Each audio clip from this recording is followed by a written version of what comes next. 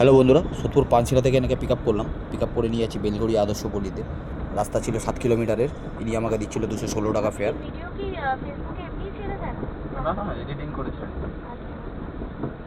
ওনাকে বুঝিয়ে বললাম যে না, গাড়িতে ক্যামেরা লাগানো আছে, সারাদিনের পুরো ভিডিওগুলো রেকর্ডিং হচ্ছে, যেটা আমি রাত্রিবেলা পুরো ক্লিপগুলো ডাউনলোড করে আমি এডিটিং করি।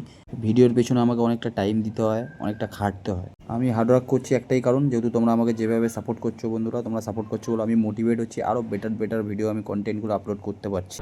এমনি আমার ভিডিও 2 মিলিয়ন 1 মিলিয়ন ভিউজ নেয়। বাবা, এটা একটু দেখি।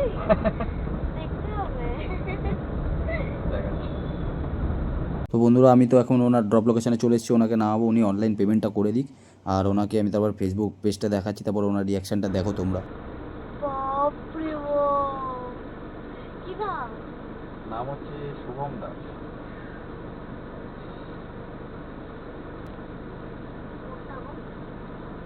আচ্ছা, বলছো।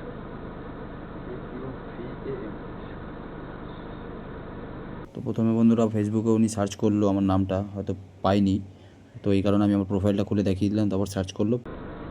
আমি পোস্ট করি ভিডিও, মানে এই যে সব দেখে নিতে পারবেন আপনি এডিটিং করা টাকা। মানে এটা আপনি নাকি? হ্যাঁ হ্যাঁ, এটা এটা। এমনি দেখলে আপনার ভিডিও পোস্ট করবো, কমেন্ট লাইক কমেন্ট করে দেবে। একদম। তোমরা যারা যারা দেখছো বন্ধুরা, তারা লাইক কমেন্ট করো অবশ্যই, আর নতুন যারা দেখছো তারা ফলো করো।